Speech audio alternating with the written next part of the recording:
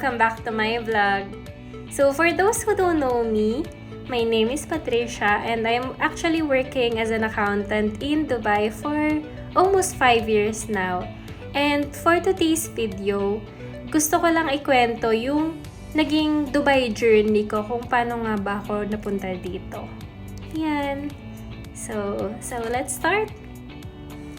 Actually, my Dubai journey of course started on the year 2019. Actually, wala talaga akong balak mag-abroad. Kasi I'm working as an auditor before in the Philippines. Meron lang akong 1 year experience. So, hindi talaga sumagi sa isip ko na darating yung araw na mag-abroad ako. Pero para kasing mga January or February during 2019, napagod na ako sa work. As in, napagod na ako. Parang hindi ko na kaya yung stress. So, nagpa-plan na ako mag-resign once maka 1 year ako sa work. Kasi during that time, parang kaka 6 months ko lang sa work. Kaka 6 months or 7 months. Something like that. Sa work ko as an auditor. So, ang nangyari, nag-iisip na ako mag-resign. But like what I said, never ko talagang naisip na gusto ko mag-abroad or yun yung magiging option ko. Pero, nung kasi, kwento ko yun kay mama, nalaman ko na yung isa ko palang pinsan, nagpa-plan pumunta dito sa Dubai for that same year. Tapos, kinonta ko yung relative namin dito, if pwede rin ba akong sumama. As in, wala pa akong any requirements na accomplish, as in, zero. Parang, during that time, yung isip ko, gusto ko lang talaga mag-resign. Okay? At, syempre, once mag-resign ka, kailangan mo lumipat ng work. Kasi, syempre, yung expense mo, wala naman mag-shoulder ng expense mo na, especially, once mag-start ka mag-work, you need to become independent na, right? Especially for most of us na hindi naman lumaking mayaman. So, ganun nga. So, nung minessage ko yung pinsan ko dito, sabi niya, actually hindi ko siya pinsan, pero tita namin siya by blood. Pero kasi almost magkaka-same age lang. Tapos sabi niya, okay lang naman daw sumama ako. So, parang may na-formulate na idea sa isip ko. Tapos, on the month of April to May, as in, parang super na-exhaust talaga ako, tas na-burnout ako sa work. Tapos parang na-finalize ko na yung decision ko na, ay okay, may pala ako, opportunity na pumunta dito. Kasi nga nandito yung relative namin. So sabi ko, why not I try it, Especially, during that time, kapag lilipat kasi ako ng work, kailangan ko, mas malaki talaga yung sahod. Kasi I'm a breadwinner. Hindi naman ako breadwinner during that time na nasa Pinas ako. Pero I'm the eldest among my siblings. So, kailangan ko talagang tumulong, makahanap ng source of income para mapaaral ko yung mga kapatid ko. So, yun yung pinaka-main reason ko kung bakit kailangan ko ng mas higher income. Pero kasi, syempre, as a starter sa Pinas, wala naman talagang mag-offer sa'yo ng super taas na sahod. And even if may mag-offer man sa'yo, babawasan pa rin ng tax. So, yung net income mo, low pa rin, Kaya, nung nag-okay yung pinsan ko, and of course, nung na-burnout ako nung April to May, parang dun na-establish talaga na, okay, magre-resign na talaga ako. And then, ang next plan ko is, kailangan ko na mag-asikaso ng requirements kasi wala pa ako na-aasikaso ni isang requirement talaga. Ni passport, parang wala pa akong passport during that time. So, nung sinabi ko sa pinsan ko na, ate, sige, sasama na pala ako. So, dun lang yung time na parang nag-start ako mag-asikaso ng mga documents needed. Kasi syempre, kailangan mo ng passport. So, nagpa-appointment na ako para sa passport ko. Pero hindi ko tanda. Pero during those times, saka lang ako nag-asikaso ng passport. And then another thing, syempre kailangan mo magpa-authenticate nung mga TOR mo. yung other documents na credentials mo, kailangan mo siya ipa-DFA and ipa-DHL para ma-authenticate siya and ma-consider siya sa ibang bansa. So, ginawa ko yun, mga ganon. Tapos, ano pa yung mga ginawa ko? Siyempre, kailangan mo din maghanap ng flight. Tapos, during that time, wala talaga akong kapera-pera at all. Kasi, super baba naman talaga ng sahod ko sa Pinas. During that time, parang nag-start yung salary ko, 17,000 pesos. Kulang naman yun. Ano bang maiipon ko no? Nasa Makati pa ako. Pangkain mo lang yun, tapos pang rent, tapos pamasahe. As in, nauubos lang talaga. Nauubos lang talaga yung sahod mo during that time. So, wala akong ipon. So, nag-reach out ako sa lola ko kung pwedeng siya yung magbayad nung sa ticket ko and sa visa. Kasi wala talaga akong pera at all. As in, wala talaga akong ipon. If may natitira man, minsan pinapadala ko sa mga kapatid ko. So, ganun yung cycle. Tapos, may iyakang part pa kasi syempre, hindi naman lahat in favor sa pagpunta mo sa ibang bansa. Kasi, yung iba, even if sabihin mong professional ka sa Pinas, hindi talaga madaling mag-start ng new career, especially in a foreign country. So, yung iba kong relatives, syempre, against sila. Kasi syempre, I understood naman na iniisip nila yung safety ko and especially hindi naman talaga sila open masyado sa pag-abroad. So, ang nangyari, against sila, may iyakang part pa na akala ko hindi na talaga matutuloy yung pagpunta ko dito. But yeah, I'm really lucky na super supportive talaga yung lola ko sa pagpunta ko dito. Kaya I'm really thankful for whatever I achieve now. Siya talaga yung pinaka-greatest contributor sa buhay ko. Siyempre, hindi ko pa naman na-achieve lahat ng goals and dreams ko. Pero, I can say na kahit papano, nag-improve na talaga yung life namin. Hindi naman yung yumaman kami, pero napoprovide na yung mga needs kahit papano. If wala mang pera, nagagawa ng paraan. So, I think it's a great achievement as well. So, yan. Actually, wala talaga akong plan kasi especially, kayo naman kasing mga nasa Pinas, bakit yung mga mentality nyo, minsan pag nag-abroad kayo, ay, magdi-DH ka lang doon. I mean, don't get me wrong. Of course, yung pag nag-DH ka, marangal na trabaho and of course, may mga nagiging successful talaga. Especially pag alam mo kung paano mag-handle ng pera mo. And sila yung isa sa mga tumutulong sa healthcare. Kaya saludo talaga ako sa kanila. Pero yung mentality kasi syempre accountant ako sa Pinas. Tapos, pag-iisipan ka lang na magdi-DH ka lang. Tapos, sabi pa nung iba na matutulog lang daw ako sa kalsada. Kasi wala daw akong mahanap na trabaho or magti-TNT lang ako. Yun yung mga mentality ba nila. But of course, yun yung beliefs nila. Kasi syempre, hindi naman nila alam kung paano maging OFW. And especially sa pinili kong country, which is Middle East, akala nila war zone. So, nung una, against talaga sila kasi syempre baka daw mag-war or magkagera tapos syempre may involve yung Middle East and something. Pero that's very different kasi actually when I came here, it's really one of the safest country, one of the safest country out of all. Syempre hindi ko pa naman napuntahan yung ibang bansa, pero masasabi kong very safe yung UAE. So, yun. And then, ang nangyari, July 2019, nag-resign ako. Nag-resign ako sa work. Tapos, after ng resignation, I only have 2 months. 2 months para masikaso yung documents ko. Kaso, ang nangyari, akala ko, pag natapos mo na ipa-apostil sa DFA, yung apostil parang siya yung red ribbon previously sa Pinas, which is makalumang apostil. Akala ko, once tapos mo na i-apostil, okay na yung document mo. But I'm wrong.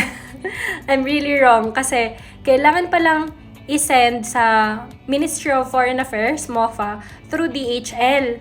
Kaso nga, hindi ko yun girl alam. So later on, nung nagka-work na ako sa Dubai, pinabalik ko yung documents ko sa Pinas para lang ma-stamp sa MOFA. Kasi hindi maka-qualify yung accreditation, yung qualification mo or yung accreditation mo kung hindi siya isa-stamp sa Pinas. Tapos may MOFA pa sa UAE. After ma-stamp sa Pinas, ipapastamp mo ulit sa UAE para maging valid siya internationally. Ganon. So, di ko yun alam. Kaya, costly siya. Tapos, grabe yung hassle. Kasi, problemado talaga ako. Kasi, nung nakahanap na ako ng work later on, yun nga yung pre-problema ko, documents. Kasi, it would take time para ipabalik yung documents ko sa Pinas. So, yun yung isa sa mga struggles ko sa pagpunta dito. And, actually, during our day of flight, syempre, isa sa pinaka-dreaded moment bago ka maging OFW, kailangan mong makapasa sa immigration. So far naman, very smooth yung journey namin sa immigration. May ibang tanong lang, siguro, iko-confuse ka ba na, ay, ganito yung date kung kailan ka uuwi, no? So, kapag kinonfuse ka, kailangan mo sabihin yung tama. Sabi ko, ay, hindi po, ganitong date po ako kailangan umuwi. Kasi syempre, hindi mo naman sasabihin na maghahanap ka ng work, i-offload ka agad nun. So, ang nangyari, very smooth naman, hinanapan lang ako ng whether professional ako, kailangan ko doon magpakita ng PRC. Tapos after that, dire-diretso na siya, pinapasok na kami. And then, pagpunta namin dito, of course, nagpahinga lang, and then the next day, kailangan mo na mag-start kasi nagra-run yung visa mo. Yung visa namin na kinuha nung pagpunta namin dito, 3 months lang. So within 3 months, kailangan ko makahanap ng work. And I need to consider din na nag-resign akong July. So the more na tumagal yung paghahanap ko ng work, the more na mahihirapan ako kasi magkakagap yung CV ko. Siyempre, matalino naman tayo, girl. Kailangan i-lessen yung gap ng CV. Kaya, kailangan ko talaga makahanap ng work as soon as I can. Kasi, makakatulong yun sa akin.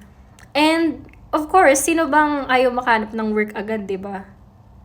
Kasi, sa UAE or sa Dubai, hindi mo naman talaga sure kung kailan ka makakahanap ng work. And, swerte-swertehan din talaga bago ka makahanap ng work sa Dubai or sa UAE in general. Kaya, actually, before ako pumunta sa Dubai, inasikaso ko na talaga yung mga pagla-login sa mga websites, sa job searching websites. And then, another thing, inayos ko din yung CV ko and yung cover letter sa Pinas pa lang. Kasi iniisip ko na kailangan ko maging efficient sa pag-a-apply. Dapat, pagpunta ko dito sa UAE, siguro mga 2nd day or 3rd day, kailangan ko na mag-start mag-apply. Kasi syempre may pahinga ka din naman na 1 day. I mean, nagpahinga kami ng 1 day. So, after nung pahinga, kailangan na namin mag-start mag-apply. Kaya, yun, naging efficient naman ako dun kasi ayos na lahat. So, nung pagdating ko dito sa UAE, nagsisend-send na lang ako ng mga CVs ko sa iba-ibang employers. And nag-try kami mag-walk-in. It's just that, during that time, sobrang init. And yung building na na-walk-inan namin, which is sa building kung saan nag-work yung tita namin, sarado yung mga doors. May mga lock, girl. So, di rin naman ako makakapasok. Parang useless naman. Kung walk-in ako ng walk-in, wala namang magpapapasok sa akin, di ba? Tapos, always nilang sasabihin na, if bibigyan mo sila ng printed CV, sasabihin nila, you can just send it online, tapos bibigyan ka na lang nila ng email nila. So, same lang. Naisip ko, mag-apply na lang kami. Mag-apply na lang kami online kasi parehas rin lang naman sasabihin, mag-apply kami online. Hindi ka pa napagod. Tapos, ang init pa during that time ng pagpunta namin sa Dubai. Kaya, very struggle talaga na maghanap ng work. Palamig na daw siya kasi September, pero during that time, I don't know. Maybe late yung winter, extended yung summer, kaya September, nung pagdating namin dito, ang init pa rin. And, thankfully naman, after 1 week, nakahanap na ako ng work and nag-start na ako ng work sa isang company. Pero, actually, isa yun sa pinagsisihan ko. Kasi, Kasi actually, yung first salary ko, magpa 5K lang. I mean, for 750. Pero kaya, kasi may free kami na parang transportation. Sinasabay kami ng iba naming mga ka-work. So, technically, magpa 5K nga kasi hindi naman kasama yung transportation. Pero kasi, nung tinanggap ko yung offer, nalaman ko lang later on na pwede ka pa palang maghanap ng mas better. So, yan, girl. Pinagsisihan ko lang siya. I mean, syempre, swerte na ako. Swerte na ako compared sa iba nating kababayan. Kasi, mataas-taas na talaga yung offer ko during that time. Pero kasi as a professional, parang ina-expect mo kasi, akala mo, mayaman ka agad pagpunta mo dito sa abroad. Tapos hindi alam ng iba, magsa-start ka talaga from zero. Kahit kasi may experience ka sa Pinas ng ilang years, minsan nai-invalidate yung experience. Siguro it will be considered at some extent, pero mako-consider lang yung mga experiences mo sa Pinas kapag may experience ka na sa UAE. So, parang nag-back to zero ka. Isa sa mga advice ko kung nagbabala kayo pumunta dito, pumunta na kayo dito at the earliest. Kasi kung mag-aantay pa kayo na, ay, kailangan ko pa ng 2 years experience or 3 years experience sa Pinas, I don't think it matters. So, yun lang yung view ko dun. Kasi, mas better na mag-start na yung career mo at the earliest para makagain ka na ng UAE experience. So, pag nakagain ka ng UAE experience, tataas naman yung sahod mo little by little. Especially pag nag-shift ka ng job, mas mataas yung increase kapag pa-shift ka ng job as compared pag nagsistay ka. Pero depende pa rin naman yun sa strategy. So, ganun lang. So far, hindi naman ako masyadong nahirapan. Pero nagreklamo pa ako nun sa pinsan ko Imagine, nakahanap ako ng work, thankfully. 1 week lang. Pero nagreklamo pa ako, parang second or third day pa lang. Kinuusap ko na yung tita ko din. Sabi ko, ate kasi tawag namin. Sabi ko, ate, makakahanap ba ako ng trabaho dito? Parang walang tumatawag sa akin kasi sobrang problemado ako. Unlike kasi nung pag nag-a-apply ka sa Pinas, parang marami yung tatawag agad. Sa UAE, it will really take time. So, pasensya talaga yung labanan. And also, syempre, kailangan mo i-build up yung skills mo. Kasi dito sa abroad, hindi lang naman Pinoy yung mga competitors mo. Marami pa, iba-ibang lahi pa. And yung mga ibang lahi, magagaling sila sa, sa iba't ibang skills. Hindi naman, syempre, magaling in general pa rin naman yung mga Pinoy. Pero ang sinasabi ko lang, marami tayong competitors. Unlike kapag nag-apply tayo sa Pinas. So, mas marami yung chance natin na makuha sa Pinas as compared kapag nag-apply tayo sa ibang bansa. So yun. Actually, you really need to start at the earliest. Kasi, kapag naghanap ka ng trabaho dito, may mga nakalagay na requirements 1 to 2 years. UAE experience, by the way. UAE experience. Kaso, anong gagawin ko? May experience ako sa Pinas ng 1 year. Wala naman ako experience sa UAE ng 1 year. So, parang hindi pa rin naman nila na-consider. Tapos, suggest ko lang, if may time pa kayo, huwag niyong madaliing i-accept. Kasi, ewan ko ba, kapag nag-accept ka na ng trabaho, saka na lang may maraming tatawag sa'yo na mas higher yung salary. Ewan ko ba kung bakit ganun. Ganun yung nangyayari na parang kung kailan may trabaho ka na, saka ganun yung salary yung i-offer sa'yo ng iba. I don't know. But yeah, good luck for those who are really searching for, for jobs. Yeah, yun yung journey ko. Kung paano ako nakahanap ng trabaho sa UAE. And hopefully you learned something from me today. Bye-bye. See you soon.